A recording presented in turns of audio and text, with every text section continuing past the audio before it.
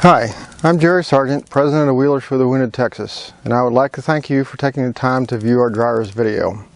Wheelers for the Wounded is an absolutely unique experience that you won't get anywhere else.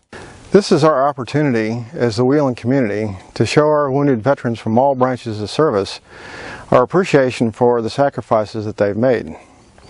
They're our guests at this event, and that is what is most important. So one of the most important considerations for our guests is their safety. As such, we do have a couple rules. We do require that you have seat belts in either a roll bar or hardtop in your vehicle for their safety. We also require that there's no drugs or alcohol either during the event or out on the trails. As part of our event, we have trail guides from the military jeepers from Fort Hood, Texas. They've been training for the last several months to provide an enjoyable, safe experience for everybody. But if you're out on the trail and you notice some safety violations, then you need to stop the action immediately and let them know as soon as possible. Other items that are useful for safety but not required are things like fire extinguishers, and they should be securely attached to the vehicle so they don't become a hazard. First aid kits for those minor scrapes and cuts that we get out on the trail. A CB radio, recovery points front and rear, a recovery strap, and a jack in case we have a flat tire. Remember, this event is for our guests, and we want to make sure that we make it as enjoyable and comfortable for them as we can.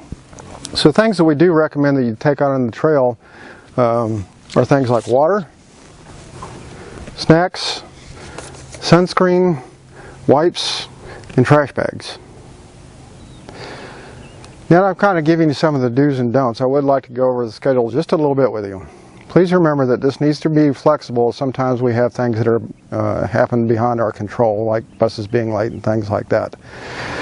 But everybody should be having their vehicle lined up and ready to go at 8 o'clock. It takes a while with all the Jeeps that we have to get everybody lined up and ready to go, so it's important that we show up at 8 to do that.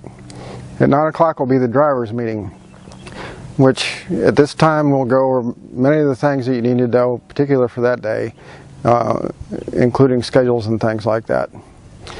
At 10 o'clock we'll break for the drivers to eat lunch, so they're completely done by the time our guests get there at 11 o'clock. At that time we'll have some talks, we'll have the national anthem, and we'll feed our guests, and at 12 o'clock we plan on having everybody loading up and hitting the trail. Thank you for watching our video. We appreciate it. We'll see you there.